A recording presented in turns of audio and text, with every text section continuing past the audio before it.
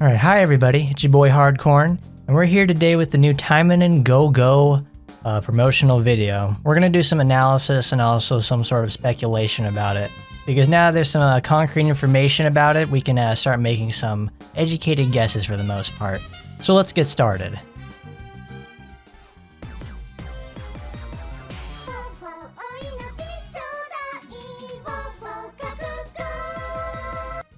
I'll just start off right now. This is probably like the worst song they could have picked for promoting this. The background beat is actually quite nice and fits in, you know, for the instrumentals and introducing all the girls we're gonna see. But you literally started off the entire video with like the most low energy opening ever. Like, it doesn't feel good at all. Alright, so this is our main character, Shinobu Daishi. She's transferred here from the modern world of Japan to the Taimanin world. She once served as a class president, but now is a serious eroger maniac and an internet addict.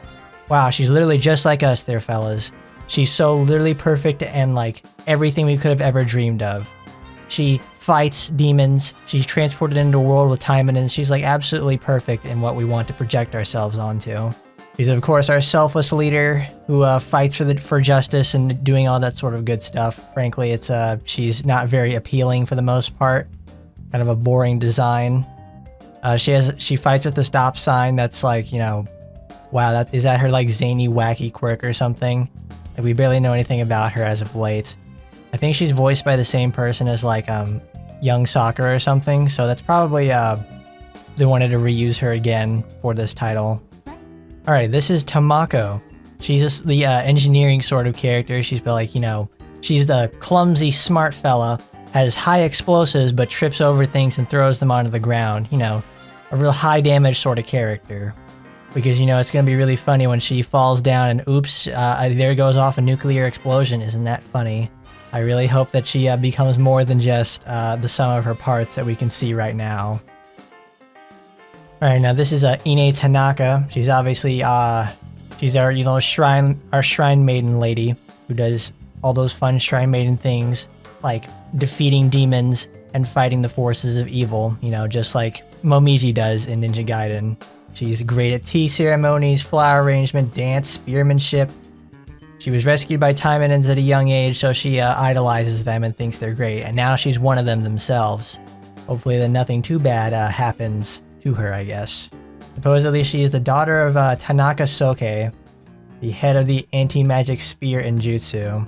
So I guess that's like she's supposed to be the relative of some other person that we're supposed to know from like RPGX or something. She's got a pretty cool design though. I do love myself a good old-fashioned shrine maiden because the red and white attire is always very, very appealing. And of course she's got the haircut to fit it as well, so it's like this is pretty much like a definite winner from me. Alright, this is Wu Tao. She's you know, our Chinese representative. She's the smart-ass scientist lady who's you know, she's the smart-ass mad scientist lady. Good old Rick and Morty sort of vibe from her. She's zany and wacky and probably gonna have like fun nihilist things to say as well. Because on the description for the website, it's, you know, this is a Google Translate obviously, but it says that she has various intentions raised in the technological level of the Chinese Union, but lacks ethics as a researcher, but is still one of the best in the world.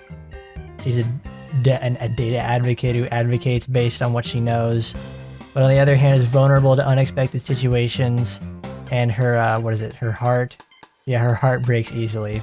So she's a cold, calculating, methodical person, but if she gets surprised, she won't know what to do because she never has planned for that sort of thing. This is probably like the best design next to not Momiji over there, because I love her plasma rifle grenade launcher thing, and also she's got the mad scientist thing going on.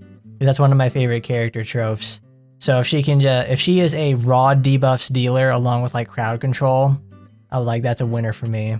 Like this character right here is probably like the winner for the trailer. I like her a lot. So this is Esmeralda. She's a little bit different looking from the rest of the cast, and it says on the website that she's from the demon world as an exchange student.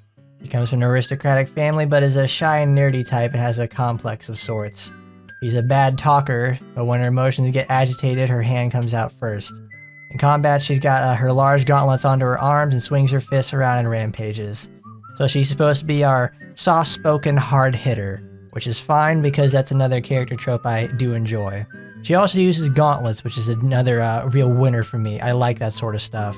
But that does it for our main cast. Right now we can see little portions of the gameplay here. I think on the website itself it says like it's a roguelite of sorts, so you're going to be you're going to procure on site and level up pretty much each time you do a series of dungeons. But I want to figure out like what the paid elements come from into this. Because obviously this is a gacha game. You're going to be able to buy something at some point, and I want to figure out like what does buying do in terms of making you either a stronger player or making a weaker player into a strong one. Because I don't think this gameplay is going to be like the most jazzed up and high powered sort of thing. You can see right there the numbers like 942 damage, like a 1400 damage, all that sort of stuff. Bloating your numbers is a really bad way to get your game feeling very bad after a certain point. Like when you start getting into really high content and start hitting for like 50 to 100,000 damage a piece, it doesn't feel like you're actually really making a dent into them, and you can make your enemies like super bloated all the time. And we're probably going to feel it in this game for sure. If this is low-end content, you're hitting for like 900 something, 1,000 damage a hit, and the enemies have like what? Probably looks about the sum around like, I don't know, 2,000 to 3,000 health. You can expect something like that to happen more often. So it's just another case of bloated enemies to increase your playtime. And of course this retains the same thing from Action Taimanin, where everybody has like, there's different types of weapons and that sort of stuff. But it doesn't seem like there's going to be specifically limited types of weapons. Shinobu over there uses her stop sign. There's Asagi's sword, Tamako's grenades, the fist from Esmeralda. All these sort of things will probably, you could probably equip them to like one of 3 slots up here on the top. You can start creating a grid system, and rather than just having weapons limited to one person. And right here now we have the levels system. This is probably to describe when you uncap the girl, you get various bonuses to any other category.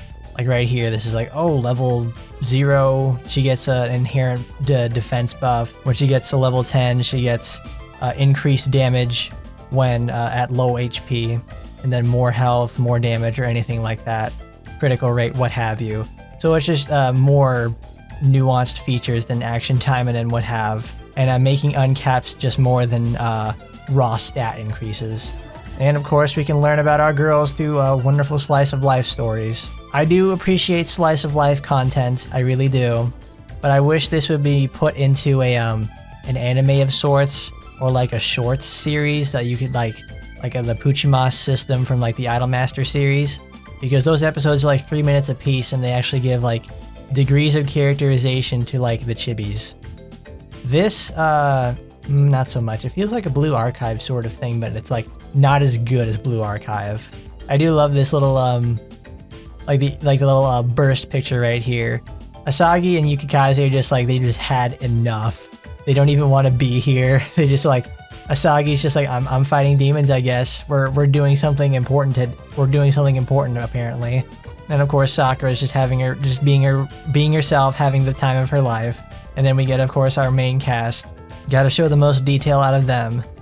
The chibi art style though is probably not my favorite thing, because these are very intricate designs that they give to the Taimanins, and smashing their legs into the size of like a thimble, and then they have thighs the size of their arms and almost the size of their eyes.